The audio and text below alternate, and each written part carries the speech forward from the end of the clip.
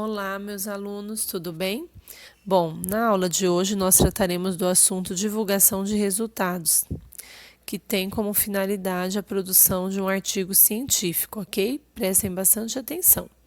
Tem muito a ver com o que foi trabalhado no assunto da aula passada, que foi sobre pesquisa científica, né? Onde vocês puderam observar os diferentes modos de se fazer pesquisa.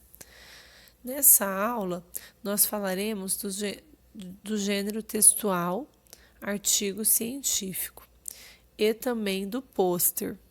Esses dois gêneros textuais, eles têm como objetivo divulgar um trabalho, né, fruto de uma pesquisa, ok?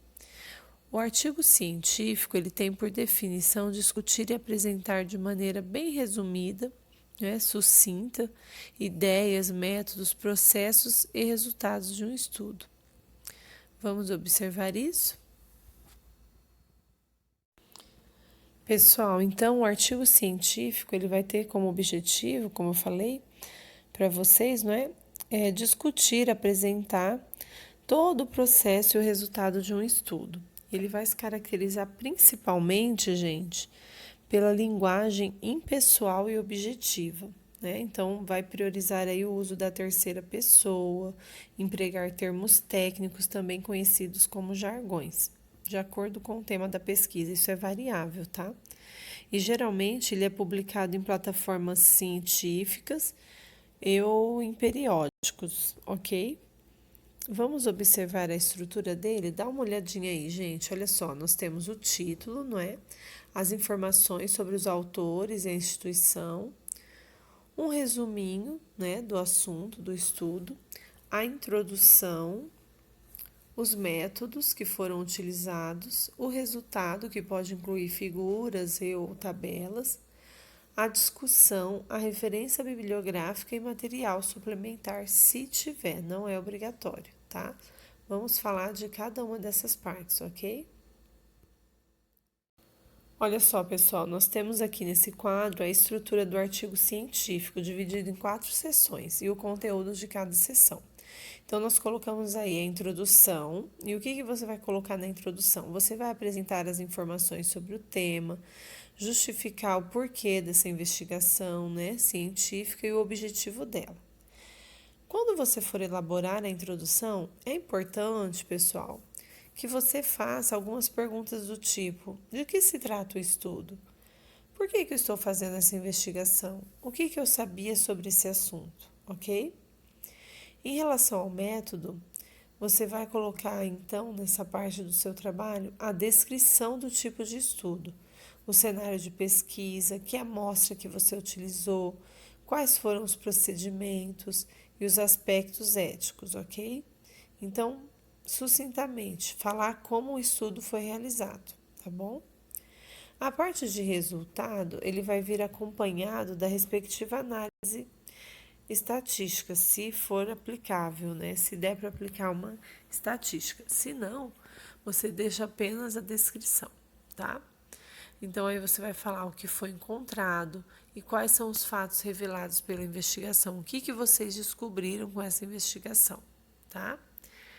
A discussão, já partindo aí para a conclusão, tem a ver com a interpretação do resultado, comparações, conclusões, o que significa, né? Então, esses achados apresentados. O que esse estudo vai acrescentar ao que você já sabia sobre o assunto, ok? Vocês devem estar se perguntando, não é, pessoal? Mas e o pôster? Como é que é feito um pôster? Calma aí, vamos ver. Olha só, pessoal, aqui nós temos um exemplo de como as informações podem vir organizadas em um pôster, tá? É apenas uma sugestão colocada pela apostila, mas você pode organizar todos esses itens de uma maneira diferente, tá? Fica a seu critério. Bom, o pôster ele é um exemplar do gênero, né, que tem como finalidade divulgar o resultado da pesquisa científica, principalmente, gente, em congresso e ou simpósio. Por quê? Quando você apresenta um pôster, a linguagem ela também vai ser impessoal, objetiva e técnica.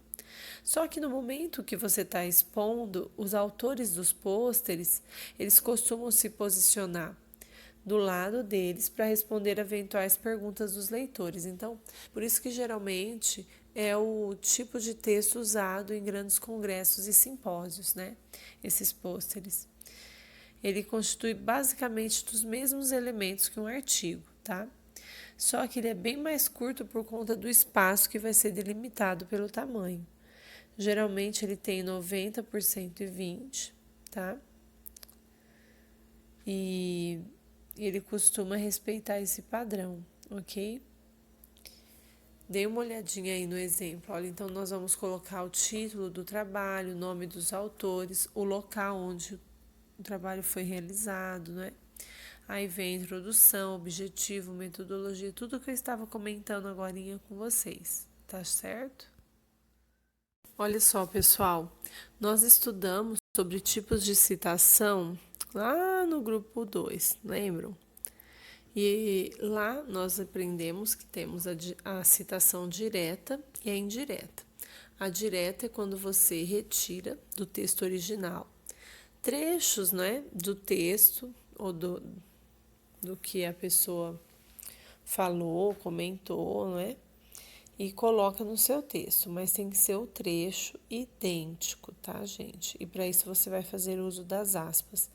Na citação indireta, o texto ele é criado na obra de algum autor consultado em que se reproduz o conteúdo. Então você vai dizer o que alguém disse, só que com suas palavras. E aí não é necessário o uso das aspas, tá? Na citação da citação é quando você não tem acesso ao documento original, então você só sabe o que os outros falaram sobre aquele texto, tá? Mas vale também a citação, ok?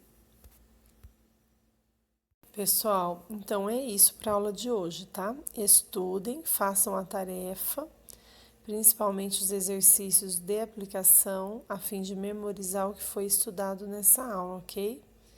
Conto com vocês. Abraços e até mais.